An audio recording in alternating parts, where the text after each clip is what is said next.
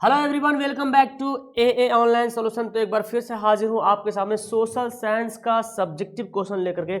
आपको पता है सेंटअप एग्जाम बहुत जगह हो गया और बहुत जगह होना बाकी है, ठीक है ना।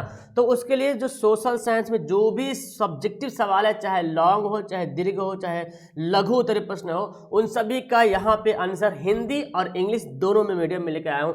तो क्वेश्चन बहुत ही अच्छे हैं और आपको इसका आंसर देखना चाहिए। अगर आप एग्जाम दे दिए तो भी देखिए और इसको नोट कीजिए, अगर याद नहीं तो याद कर लीजिए, और अगर आपने एग्जाम नहीं दिया है तो इसको तो जरूर देखिए। तो आइए स्टार्ट करते हैं, वन बाय वन क्वेश्चन पढ़ते हैं। अगर पहली बार चैनल पे आ रहे तो चैनल को सब्सक्राइब कर लीजिएगा। सबसे पहला सवाल है, जर्मनी के एकीकरण की बाधाएं क्या थी? तो आपको ये कम से कम 5 पॉइंट लिखना है। 2 नंबर के लिए जब सवाल आ जाए, 2 या 3 नंबर का, तो कम से कम 40 से 50 वर्ड में लिखना है। ओके। और अगर आपने देखो लगभग छोटे छोटे राज्य होना, ये भी एक क्या है कारण था, बाधाएं थी। इन राज्यों में व्याप्त राजनीतिक, सामाजिक तथा धार्मिक विषमताएं थी।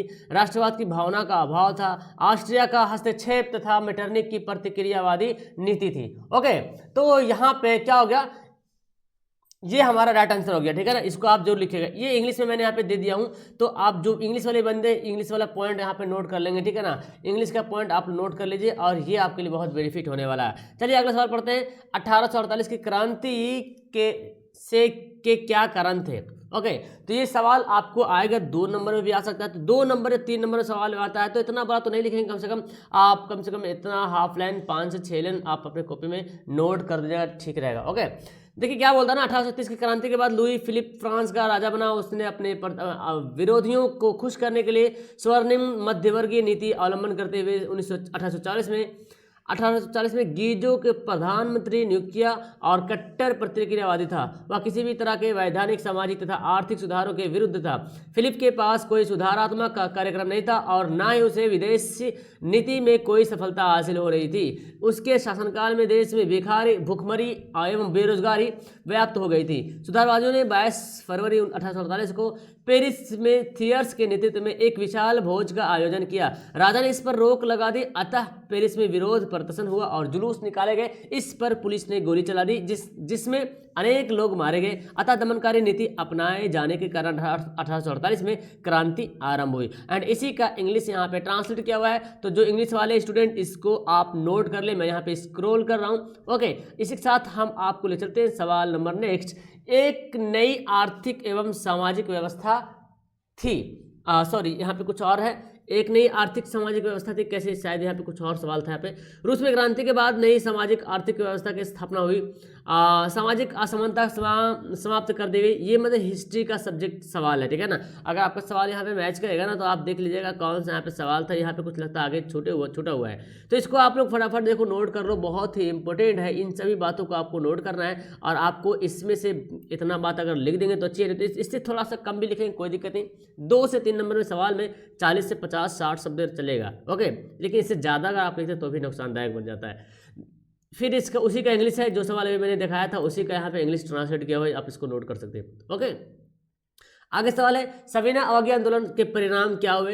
तो आप साइमन कमीशन का बहिष्कार हुआ तथा नेहरू रिपोर्ट का बहिष्कार कर दिया गया। 1929-30 की विश्वव्यापी आर्थिक संकटबंदी, भारत में समाजवादी का बढ़ता प्रभाव, गांधी जी की 21 सूत्री मांगों को मानने से इरविन इनकार कर दिया, पूर्ण स्वराज की मांग हुई। तो सविनय अवज्ञा आंदोलन के क्या परिणाम, ये है इसका रिजल्ट, और यहाँ पे उसी का इंग्लिश का ट्रांसलेट किया हुआ है, ठीक है ना। तो इंग्लिश वाले स्टूडेंट इसको नोट कर लीजिएगा वीडियो को पॉज करके। एंड नेक्स्ट सवाल है, नगरीकरण ने किन किन समस्याओं को जन्म दिया? लेकिन नए नए शहरों का उदय और शहरों की बढ़ती जनसंख्या ने शहरों में नए नए समस्याओं को जन्म दिया। शहरों में श्रमिक की बढ़ती आबादी ने कई समस्याओं को जन्म दिया, जैसे बेरोजगारी वृद्धि, आवास की समस्या, स्वास्थ्य संबंधी समस्या। तो ये आपको नगरी में किन किन समस्याओं को जन्म दिया, इसका आंसर आप इतना लिखोगे तो काफ़ी है, और इसी का है यहाँ पे इंग्लिश ट्रांसलेट किया हुआ। तो इसको भी आप नोट कर सकते हैं, जो इंग्लिश वाले स्टूडेंट है इसको नोट कर लीजिएगा। एंड ये सवाल है, निरुद्योगीकरण कैसे, आप क्या समझते हैं? अभी तक आपने औद्योगिकीकरण से पढ़ा था, लेकिन निरुद्योगीकरण से आप क्या समझते हैं? ये समझते हैं इंडस्ट्रियलाइजेशन। एक तरफ जहां मशीन के आविष्कारों ने उद्योग एवं उत्पादों में वृद्धि कर औद्योगिकरण की प्रक्रिया की शुरुआत की थी, वहीं भारत में कुटीर उद्योग बंद होने की कारागार पर पहुंच गए। देखिए, निरुद्योगीकरण के मतलब हुआ औद्योगिकरण समाप्त होना, कम हो जाना, बंद हो जाना। तो बोला जा रहा है उसी और कुटीर उद्योग बंद होने की व्यापार पर पहुंच गया था।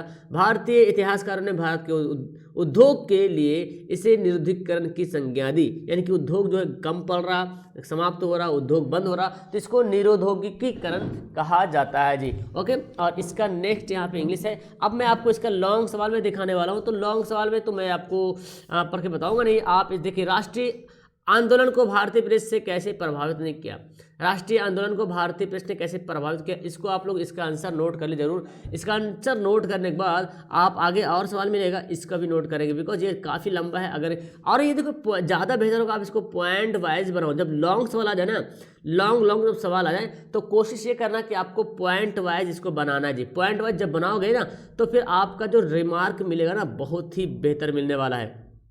सेम इंग्लिश में भी करना है, पॉइंट वाइज बनाने की कोशिश करना है। लॉन्ग सवाल को पॉइंट वाइज से याद करने में भी बहुत आसानी हो जाती है, और अगर आप बनाते हो तो भी बहुत ही बेहतर हो पाता है, ठीक है ना। और जो कॉपी चेक करेगा आपको वो बिल्कुल लगे कि हाँ एकदम फ्रेश मूड में आपकी कॉपी चेक हो पाएगी और अच्छा नंबर देगा, बिकॉज यहाँ पे पॉइंट लिखा रहेगा। तो पॉइंट जब लिखता है तो थोड़ा सा साफ देखने को लगता है। नेक्स्ट एक और है गैरीबाल्डी, इटली के एकीकरण में मेजनी काउर और गैरीबाल्डी के योगदान बताना है। ये भी सवाल बहुत बार पूछा जा चुका है, तो इसको भी याद कर लीजिए। कभी कभी मेजनी का योगदान खाली पूछ लेता है, कभी कभी सिर्फ काउर का योगदान पूछ लेता है, कभी कभी गैरीबाल्डी का भी योगदान पूछ लेता है। अगर तीनों का पूछ ले तो तीनों का योगदान यहाँ पे बताना पड़ेगा। तो इसको आप लोग फटाफट पढ़ लीजिए और स्क्रीन शॉट ले लो या वीडियो को रोक करके अपने कॉपी पे छाप लो। ओके, और मेजनी का देखो योगदान यहाँ से शुरू है, इसको पढ़ना है आप लोग को, और इसको पढ़ने के बाद आपका आंसर यहाँ पे फिनिश हो जाएगा।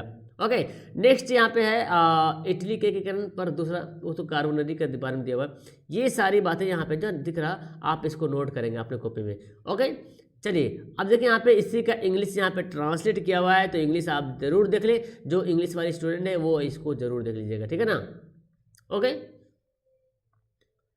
चलिए तो सवाल को हम आगे बढ़ाते हैं और अगला सवाल हम जाते हैं भूगोल से सवाल पढ़ते हैं। जल संकट से आप क्या समझते हैं। देखिए, एक क्षेत्र के अंतर्गत जल उपयोग की मांग को पूरा करने हेतु उपलब्ध जल संसाधनों की कमी हो रही, जल संकट कहते हैं। यानी कि जल उपलब्ध कराने के लिए जो संसाधन है अगर उसको कमी हो रही, यानी कि अगर मुझे जल चाहिए और जल नहीं मिल रहा तो ये जल संकट ही कहलाएगा। विश्व के सभी महाद्वीप में रहने वाले लगभग 2.8 बिलियन लोग प्रत्येक वर्ष कम से कम 1 महीने जल संकट से प्रभावित होते हैं। मतलब विश्व दुनिया के लगभग 2.8 बिलियन लोग जो है जल से प्रभावित होते हैं, ठीक है ना। और कहीं कहीं आपने सुना भी होगा कि वहाँ जल नहीं है तो उसके लिए जल बहुत ही कीमती बिक रहा है वहाँ पे, है ना। ये भी कारण एक है।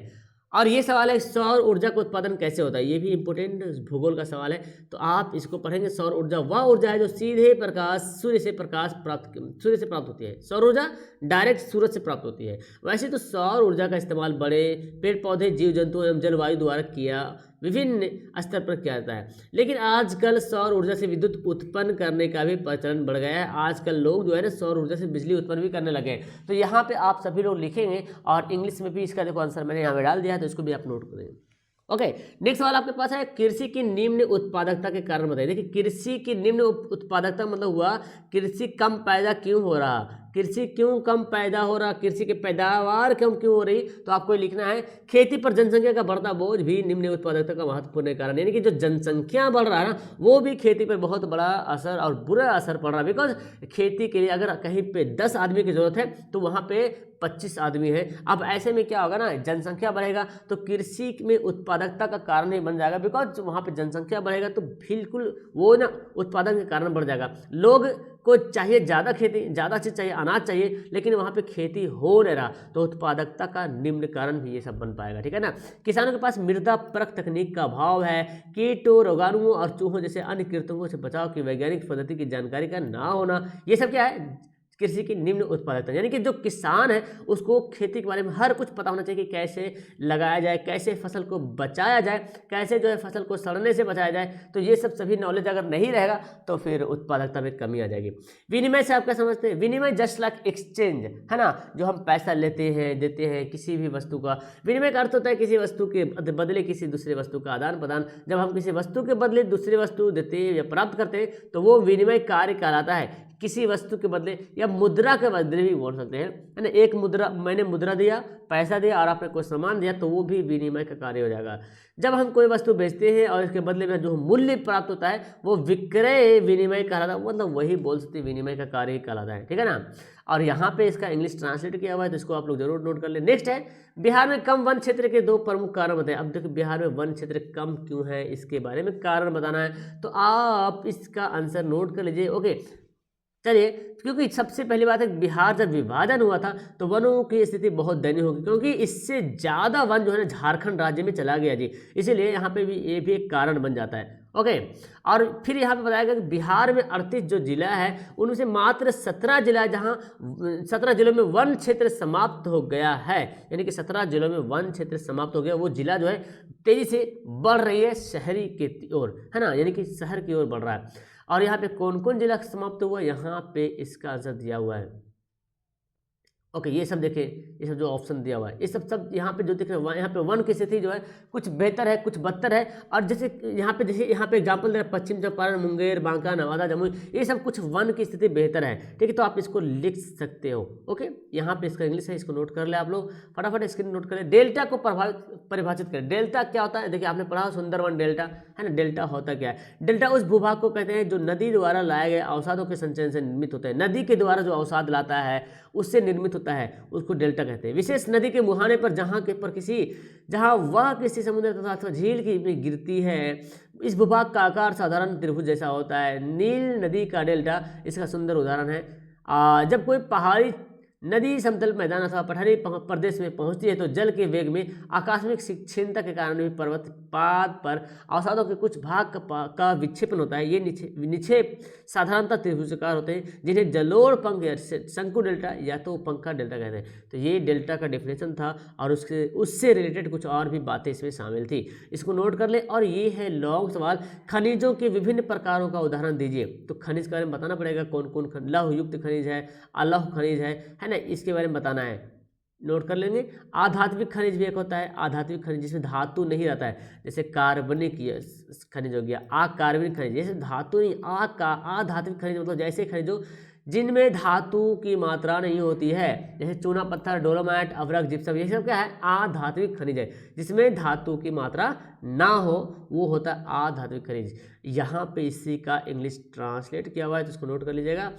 मैं आगे बढ़ाता जाता हूँ, इसको भी नोट कर लें। नेक्स्ट है, भारत में सूचना प्रौद्योगिकी के उद्योग का संक्षिप्त वर्णन कीजिए। सूचना प्रौद्योगिकी के बारे में, ठीक है ना। तो यहाँ पे एक पॉइंट यहाँ पे दे दिया गया है, आप स्टार बना भी पॉइंट लिख सकते हैं, या तो 1 2 3 भी करके पॉइंट को दर्शा सकते हो ना। और यहाँ पे ये सवाल और ये सब 5 पॉइंट है जो कि इम्पोर्टेंट है और इसी का इंग्लिश में ट्रांसलेट किया हुआ, तो इंग्लिश आप लोग देख लीजिए फटाफट, इसको नोट जरूर कर लीजिए। अब नेक्स्ट आपके पास जो लेसन आता है राजनीतिक शास्त्र, यानी कि एक सिविक्स या तो फिर पॉलिटिकल साइंस। सूचना के अधिकार आंदोलन का मुख्य उद्देश्य क्या, बहुत ही इंपॉर्टेंट सवाल, इसको नोट कर ले आप अपने कॉपी में और इसको छाप ले, ठीक है। एग्जाम में सवाल आने वाला है, या तो एग्जाम जिनका हो गया, ठीक है, जिनका बहुत से का एग्जाम आज से 16 तारीख से शुरू होने वाला है, तो उन लोग के लिए बहुत ही बेनिफिट हो जाएगा।